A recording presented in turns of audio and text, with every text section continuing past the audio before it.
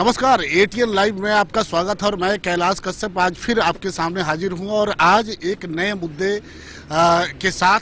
और आपको बता दूं कि चुनाव की जो बिहार में चुनाव की डुगडुगी है वो लगभग बच चुकी है और चुनाव आयोग भी हो सकता है कि अगले महीने या तुरंत मैंने वो चुनाव का भी ऐलान कर देगा। हमारे साथ महाराजगंज के सांसद, लोकप्रिय सांसद जनार्दन सिंह सिग्रीवाल साहब मौजूद हैं, बीजेपी के सांसद हैं और बीजेपी की जिम्मेवारी इस बार बिहार में काफ़ी ज़्यादा दिखाई देती है। सर से हम बात करेंगे कि सर, अगर जिस तरीके से कोरोना ने हाहाकार मचाया हुआ है, अब पेशेंट भी बहुत ज़्यादा दिखाई दे रहे हैं, लेकिन उसके बावजूद चुनाव की लगभग जो तैयारी दिखाई दे रही है, चाहे वो चुनाव आयोग हो और लगातार पार्टियों से संपर्क जो हो रहा है, तो क्या लगता है आपको कि चुनाव हो जाएगा या फिर ये आगे जाएगा?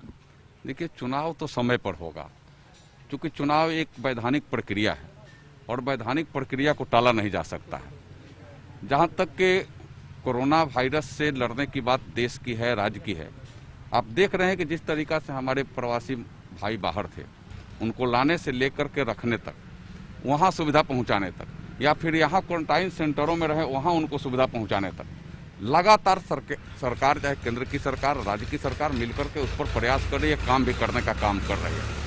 हमें चुनाव तो अभी विकास पर होने वाला है और बीजेपी का यह मुद्दा भी है। आपने देखा हुआ 2019 का भी लोकसभा का चुनाव विकास पर हुआ था। प्रधानमंत्री जी कहते हैं कि हम आपके सेवक हैं, हम आपकी सेवा अगर कर रहे हैं और आपको यह महसूस हो रहा है कि नहीं, यह वास्तव में मेरी अच्छी सेवा कर रहे हैं, तो आप हमको अपना उससे सेवा का मजदूरी दीजिए, अपने मतदान के रूप में दीजिए। वही बिहार में भी है।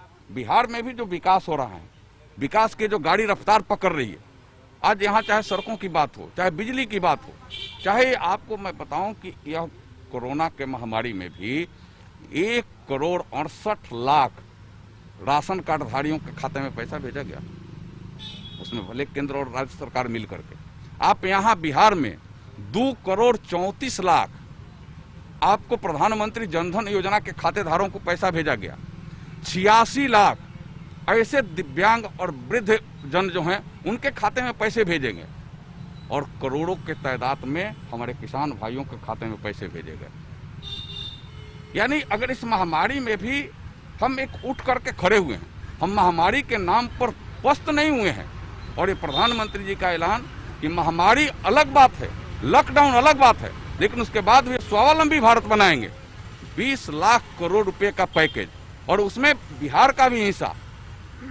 आप यह देखे होंगे 2015 में माननीय प्रधानमंत्री जी, यहाँ उस समय एनडीए नहीं थी सरकार में, वहाँ महागठबंधन की सरकार थी, हम चुनाव लड़ रहे थे, लेकिन चुनाव के दिगड़ जाकर के प्रधानमंत्री जी ने 1,25,000 करोड़ रुपया का पैकेज दिया था। आज एक एक फुट्टी 1,25,000 करोड़ रुपया का एक एक पैसे वो जमीन पर लग गए और उसका आज विकास दिख रहा है। आज आप सड़कों पर आपकी गाड़ी रफ्तार पकड़ करके चल रही है तो उसमें उसी का देन है। आज अगर आपके घरों में बिजली रह रही है तो उसमें भी उसी का देन है। बिल्कुल अच्छी बात है। आपने केंद्र सरकार की जो उपलब्धियां रही हैं, हमें लगता है कि 1 साल की 6 साल की जो उपलब्धियां हैं उसको आपने बड़ी अच्छी तरीके से रखा, लेकिन सवाल ये उठता है कि 15 साल आप बिहार के शासन में नीतीश जी के साथ रहे, एक फैक्ट्री नहीं लगा पाए, ये क्या, कहाँ चूक हो गई? देखिए, फैक्ट्री लगाना या सरकार के अपने जिम्मे की बात सिर्फ नहीं है कि हम फैक्ट्री लगा दें, हम आपको उसके जोग बनावें। हम यहाँ के नौजवानों को इसके स्किल डेवलप कर करके, उनके कौशल विकास कर करके उनको रोजगार देने की बात कर रहे हैं। आप देख रहे हैं कि हम 10,000 रुपया तक ठेला चलाने वाले, रिक्शा चलाने वाले को, बाजारों के किनारे पर बैठने वाले जिसको छोटे छोटे फुटपाथी दुकानदार कहते हैं, उनके लिए 10 लाख रुपए तक बिना कोई गारंटर का पैसा देने के लिए हम तैयार। 10 लाख तक आप जाइए, छोटे उद्योग, मझौले उद्योग आप खड़ा करिए, आपके लिए सरकार खड़ा है, तैयार है। सर, मोदी सरकार ने 20 लाख करोड़ पैसे दिए हैं पूरे देश के लिए रोजगार खड़ा करने के लिए। आपको क्या लगता है कि जो ये व्यवस्था बनी हुई है, जिस तरह से भ्रष्टाचार पूरी तरह से हावी है, क्या सही व्यक्ति के हाथों में ये पैसा जा पाएगा? जाएगा ही जाएगा, नहीं जाने का सवाल नहीं उठता है।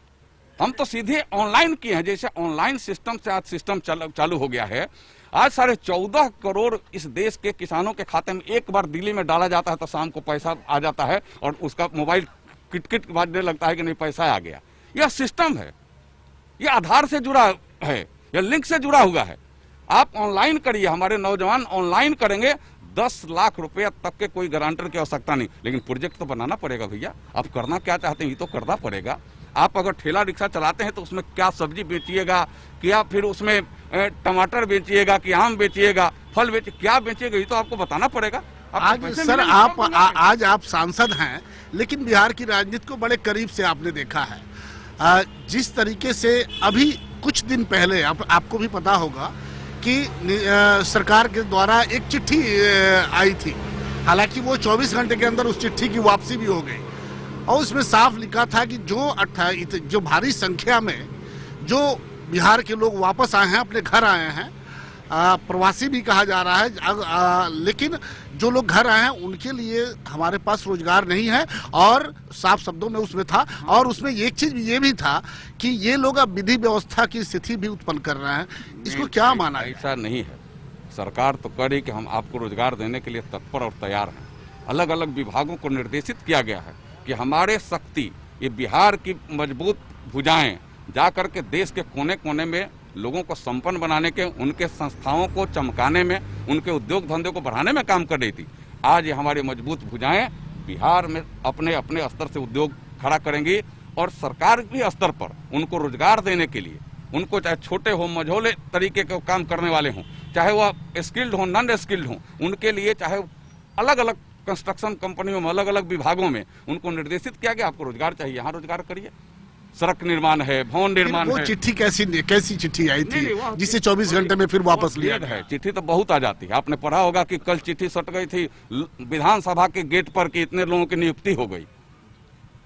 अभी से के ऊपर तक जांचे और उसके ऊपर केस किया जाता है। तो ऐसे लोग कहाँ पकड़े जा रहे हैं? ऐसे लोग पकड़े जा रहे हैं। और जोड़ लीजिए, विधानसभा के गेट पर चिट्ठी सट गई कि इतने लोगों की नियुक्ति हो गई जाली, तो अभी बात तो चिट्ठी निकाल दिया, जांच के विषय है। लेकिन सरकार तत्पर है। बिहार के उप मुख्यमंत्री सुशील मोदी जी अब कहते हैं कि जो चुनाव होने वाला है वो अब बीते दिनों की बात हो गई, जब हेलीकॉप्टर से लोग, बड़े नेता आते थे और हजारों की संख्या में लोग जुटते थे, उनके भाषण सुनते थे। यह बीते दिनों की बात हो गई। नया चुनाव किस तरीके से? अब तो देखिए, हजारों लोग नहीं, लाखों लोग आएंगे, लेकिन उनके तरीके बदले रहेंगे। आपने देखा होगा पिछले 7 तारीख को वर्चुअल रैली हुई, लाखों लोग उसमें मैंने शिरकत किए, अलग अलग जगहों पर शिरकत किए, सोशल डिस्टेंसिंग बना करके शिरकत किए। वो वर्चुअल रैली, यानी आज यह जमाना भी आ गया ऐसा, और यह मैंने यह कहिए कि यह आपके इस देश के अपग्रेड होने का, माने विकसित होने का यह संकेत भी आपको जा रहा है।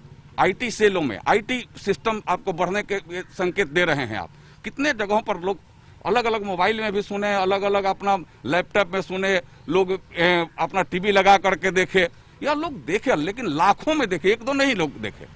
इसमें भी देखिए खड़ा हुए तो बहुत सारे लोग, माननीय गृह मंत्री जी का वर्चुअल रैली के माध्यम से सुना होगा उनकी बातों को। आपने बिल्कुल सही बात कहा कि देश तरक्की कर रहा है, देश आगे बढ़ रहा है, लेकिन बिहार जैसे पिछड़े राज्य में आपने इन लोगों की बात की। आप देखिए जरा, इनके चेहरे देखिए। बिहार को पिछड़ा राज्य भी कहा जाता है। क्या वर्चुअल रैली को ये लोग समझ पाएंगे? पूरा समझते हैं। यह सब हमारे लिए शान की बात है। यह अभी फेस यह मत देखिए, यह स्किल्ड लोग हैं, इनके कौशल विकसित हैं, यह अच्छे मिस्त्री हैं, कारीगर हैं, और अच्छे कारीगर का होना गर्व की बात है। उनके तो उस समय कपड़े हो सकते हैं वैसे अच्छे कारीगर हैं, तो कारीगरी का काम कर रहे हैं, तो कपड़े में हो सकता है कि तेल मोबिल लग जाए, लेकिन उसके आत्मा साफ है। क्या मुद्दा, कहीं दाग नहीं सर, क्या मुद्दा होगा इस बार के विधानसभा चुनाव? ओनली विकास। इस राज्य में, देश में चुनाव लड़ा गया 2019 में विकास के नाम पर। आपने देखा 2014 में जो एनडीए को बहुमत थी अकेले, उससे ज्यादा 2019 में आई, 2019 में उससे ज्यादा आई। और बिहार की भी मैं बात कहता हूं, जिसे कहते हैं स्वीप होगा एक के बार। लोगों को विकास चाहिए। अब लोग छोटे छोटे घरौंदे में जाति धर्म से ऊपर उठ गए। हमें विकास चाहिए, हमें रोड चाहिए। 2014 के पहले रोड कैसा था? 4 घंटे 6 घंटे छपरा से यहाँ आने में लगता था, यहाँ से मलमलिया जाने में घंटों लग जाता था। और आज 40 मिनट, 30 मिनट, 35 मिनट पहुंचते हैं, कितना बचाव होता है? अपने शरीर के थकावट का बचाव होता है, अपना एनर्जी बचता है, तेल बचता है, मोबिल बचता है। लेकिन सर, विपक्ष के नेता जो तेजस्वी यादव हैं वो तो कहते हैं कि सरकार हर मोर्चे पे फेलियर है। अब उनको इसके अलावा कहने का क्या हो मिलेगा? तो वही कह पाएंगे ना, दूसरा क्या कहेंगे बेचारे? कहने के लिए कुछ मिले तब ना। वह तो चूंकि जंगल राज देखे हैं, लोगों को लूटना खसोटना देखे हैं, तो उनको यह चीज तो दिखेगा नहीं ना। उसके लिए उनको चश्मा बदलना पड़ेगा, चश्मा का पावर बदलना पड़ेगा। विकास कैसे हुआ और कैसे विकास होता है यह देखना पड़ेगा। इसके लिए इमेज करना पड़ेगा कि वास्तव में विकास का मायने क्या होता है। जब विकास होता है, जब सड़क बनती है, बिजली आती है, पानी आती है, तो कुछ एक व्यक्ति, एक जाति, एक धर्म और बड़े और छोटे के लिए नहीं आती है। जब बिजली आएगी तो सबको प्रकाश देगी, सड़क बनेगा तो सबको चलने की सुविधा देगी। अंतिम सवाल हमारा ये होगा कि बीजेपी का हमेशा एक सपना रहा है कि एक देश, एक कानून, एक संविधान, एक विधान, लेकिन आज बीजेपी की शासन है केंद्र में, मोदी जी प्रधानमंत्री हैं, लेकिन उसके बावजूद एक विडंबना ये आ जाती है कि दिल्ली जैसे शहर में वहाँ के मुख्यमंत्री ये कहते हैं कि हमारे हॉस्पिटल में बाहरी लोगों का इलाज नहीं होगा दिल्ली के छोड़ करके। ये कितनी मतलब शर्म की बात है। क्या हम भारत के लोग जो आप कई मिनट लगा उसके स्टैंड को चेंज करने में, कई मिनट लगा। वहाँ हमारे एलजी बैठे हुए हैं, 1 मिनट में उस आदेश को 1 मिनट में रद्द किया। उन्होंने कहा कि नहीं, देश के हर कोने में हर लोगों को इलाज कराने की सुविधा होनी चाहिए, उनका संवैधानिक अधिकार है। आपके कह देने से नहीं होगा, आपने कहा जरूर, लेकिन उसको मिनटों नहीं लगा, वह एक्सिक्यूट नहीं हो सका, उनका आदेश एक्सिक्यूट नहीं हो सका। उसके पहले आदेश को खारिज कर दिया गया और कहा कि नहीं, दिल्ली में देश के हर कोने के लोग आकर इलाज करा सकते हैं, हर कोने के लोग जाकर इलाज करा सकते हैं। और आज आपने देखा होगा आयुष्मान भारत के माध्यम से 1 करोड़ से ज्यादा लोग लाभान्वित हुए हैं, देश के बड़े बड़े अस्पतालों में इलाज कराए हैं, हजारों करोड़ रुपए उन पर खर्च हुए हैं। वह सब अभी एपीएल के लोगों को जो इनका इलाज कराना था, आज वो बीपीएल बन जाते, लेकिन आज उसी स्थिति में है। उनके परिवार भी चंगा है, जो उनके घर में रोगी भी है वो भी चंगा है। ये आयुष्मान भारत का यह। सर, एक सवाल और कि जिस तरह से कोरोना के पेशेंट बढ़ रहे हैं, पूरे आप महाराजगंज फिर से लॉकडाउन वहाँ पे कर दिया गया और पूरे इलाके के लोग, चाहे वो सिवान का इलाका हो या महाराजगंज का, सभी लोग संशोधित हैं कि क्या फिर से पूरा लॉकडाउन हो सकता है क्या? देखिए, यह तो मैं नहीं बता सकता हूं, यह तो परिस्थिति पर निर्भर करती है। लेकिन आज भारत जिस परिस्थिति में लॉकडाउन किया, जिस परिस्थिति में कोरोना आई, और उस समय हमारे यहाँ जो व्यवस्था थी, आज से हम हजारों गुना उस व्यवस्था को ज़्यादा खड़ा कर दिए हैं। मेरे यहाँ PPE किट्स जीरो था, नहीं था। आज लाखों के तादाद में हमारे यहाँ किट्स बन रहे हैं जिससे इलाज हो रहा है। हमारे यहाँ उसके कोरोना वायरस को जांच करने के यहाँ लैब नहीं न के बराबर थे, आज हजारों के तादाद में वो लैब हमारे यहाँ खड़े हो गए। हमारे यहाँ N95 मास्क नहीं था, आज लाखों के तादाद में प्रतिदिन बन रहे हैं। आज लोग भी जागरूक हुए हैं, आज गांव जागरूक हुआ है। आज कोरोना का कोई पेशेंट गांव में भी अगर मिल जाए तो लोग जागरूक हो रहे हैं। लोग कह रहे हैं कि नहीं, दूरी बना करके रखो, मास्क लगाओ, बाजार में ऐसे लोग कर रहे हैं। यह जागरूकता का दिन है। यह लॉकडाउन के पीरियड में भी देश स्वावलंबी भारत बनने के रास्ते पर आगे बढ़ा है, कदम कदम आगे बढ़ रहा है। इसलिए अगर यह होगा भी तो आज हमारे यहाँ यह बेड, सैनिटाइजेड बेड, आज वेंटिलेटेड बेड अपने यहाँ मात्र इस देश में जब यह लॉकडाउन हुआ था, चाहे कोरोना आया था, तो मात्र 10,000 थे, लेकिन आज लाखों के तादाद में बेड अपने यहाँ उपलब्ध हो गए। इस बीच में भी कर दिया गया। ये सरकार ने ऐसे करने का काम किया। हम लॉकडाउन भले हुआ, लेकिन लॉकडाउन में भी हमारी रफ्तार नहीं रुकी, हम रफ्तार को बढ़ाते रहे। और स्वावलंबी भारत का जो अपना एक प्रधानमंत्री जी का मिशन है, हम मिशन को नकाब नहीं होने देंगे। हम दुनिया को भी मदद कर रहे हैं। इस स्थिति में लॉकडाउन में, ये कोरोना वायरस के स्थिति में हम दुनिया को भी मदद कर रहे हैं। भारत के 130 करोड़ लोगों को भी बचा रहे हैं और दुनिया के लोग भी त्राहिमाम कर करके भारत की तरफ हाथ फैला रहा है, तो हम उसे भी बचा रहे हैं। यह भारत भूमि का दिन है। क्या संदेश देना चाहते हैं आज जो आम आदमी है, किस तरह से वो रहे ये कोरोना महामारी को लेकर के? सिरवाल साहब, क्या संदेश देना चाहिए? देखिए, इसमें तो सबको दूरी बना करके रहने का तो वो संकल्प लेना पड़ेगा, क्योंकि कोरोना की लड़ाई लंबी लड़ाई है। यह लॉकडाउन 1 महीना हो गया, 2 महीना हो गया, इससे लड़ाई नहीं खत्म होने वाली है। स्वयं संयमित रहना है। और प्रधानमंत्री जी कहते हैं कि जान है तो जहान है, और जान बचाने के लिए सबको प्रयास करना पड़ेगा। सरकार तत्पर है आपके लिए, काम करते हुए उस तत्परता को, मास्क लगा करके बाजार में जाना, हम अगर गए तो काढ़ा आप तुलसी लगा करके गोल मिर्च जो देहाती ये थी है, बिना दूध का चाय कर करके काढ़ा बना करके पीना, ये सबके लिए हर जगह उपलब्ध है, जो अपने पास उपलब्ध है, इजी उपलब्ध है, उसको पीना, यह सब कोरोना को भगा देगा। और मुझे पूरा का पूरा विश्वास है कि कोरोना हारेगा, भारत जीतेगा। भारत को कोई जीतने से माने रोक नहीं सकता। यह कोरोना के रूप में जो महामारी आई है ना, यह निश्चित रूप से हारेगी, भागेगी भारत से, क्योंकि भारत में और बिहार में उसके प्रतिरोधक क्षमता भी बहुत है। हमारे नौजवानों में, किसानों में, मजदूरों में प्रतिरोधक क्षमता है। कोरोना रूपी महामारी को हम भगाएंगे, हराएंगे और भारत को इससे मुक्त कराएंगे और दुनिया को भी एक संदेश देंगे हम, यह पूरे के पूरे।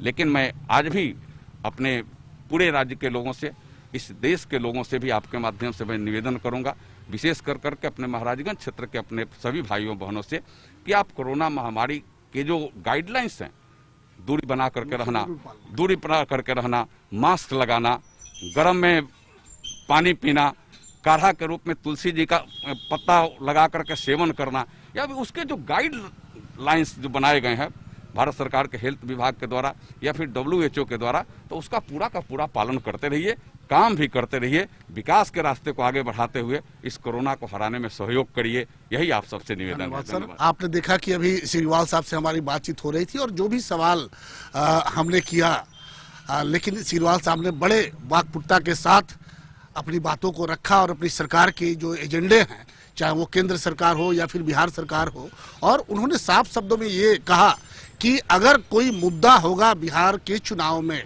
तो वो सिर्फ और सिर्फ विकास का मुद्दा। अब देखते हैं कि आने वाले दिनों में जब चुनाव होता है और सारे नेता जब जनता के बीच, जनता की अदालत में पहुंचते हैं, अब उस समय जनता क्या फैसला लेती है ये तो उसी समय पता चलेगा। कैमरामैन आशीष के साथ कैलाश कश्यप, ATN लाइव, सिवान। गर्मी की होगी अब छुट्टी, घर बैठे मंगाए कूलर, पंखा और घरेलू वायरिंग के सामान फ्री होम डिलीवरी के साथ। हेवल्स, एंकर, फिलिप्स और क्रॉम्पटन के एकमात्र अधिकृत विक्रेता मनीष इंफोकॉम एंड मोबाइल, मखदुम सराय मोड़, सिवान। Mobile number 9934019286।